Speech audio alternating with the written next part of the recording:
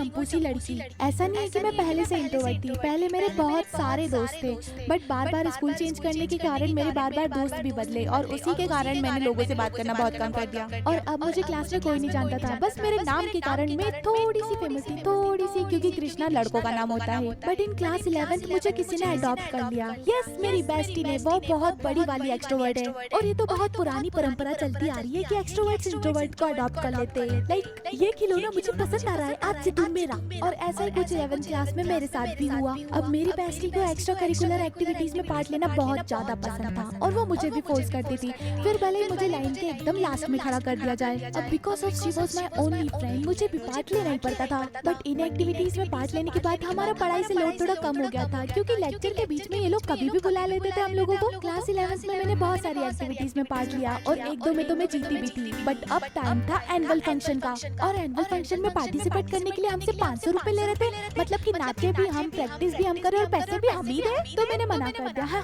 मैं नहीं ले रही। एक तो मेरी हाइट इतनी लंबी, डांस में अगर मैंने पार्टिसिपेट लिया भी तो मुझे पीछे खड़ा कर देंगे।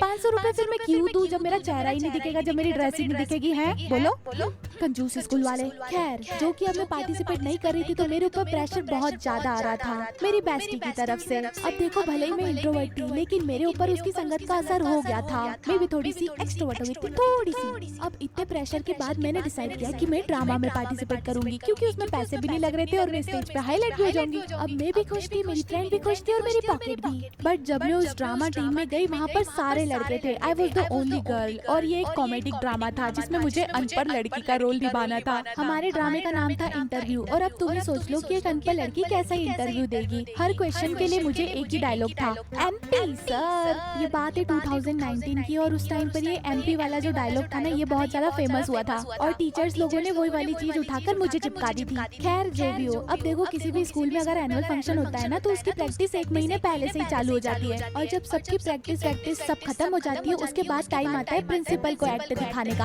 अब देखो, हमारा ड्रामा प्रिंसिपल को दिखाने के लिए हमें बुलाया जाता है असेंबली हॉल में, जहाँ पर बहुत सारे बच्चे थे जिनने भी एनुअल फंक्शन में पार्टिसिपेट किया था। मतलब कि इतने सारे बच्चों के सामने हमारा ड्रामा पहले ही रिवील हो जाएगा, ये तो बड़ी बुरी बात है। आधे स्कूल ने एनुअल फंक्शन में पार्टिसिपेट किया था, तो फिर क्या ही फायदा स्टेज पे जाकर परफॉर्म करने का जब इतने लोगों के सामने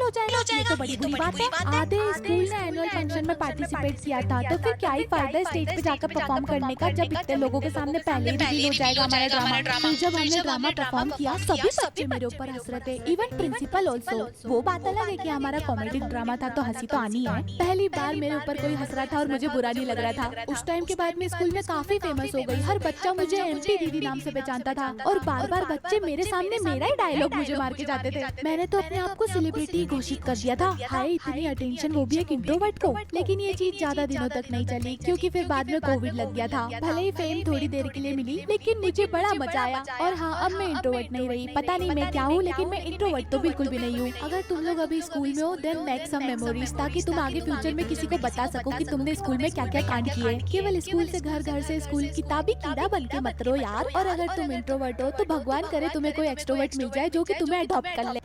तो वीडियो खत्म, और मेरे पास कुछ फोटोज और वीडियो है जो कि उस एक्ट की, और मैं दिखाना चाहती हूँ बीइंग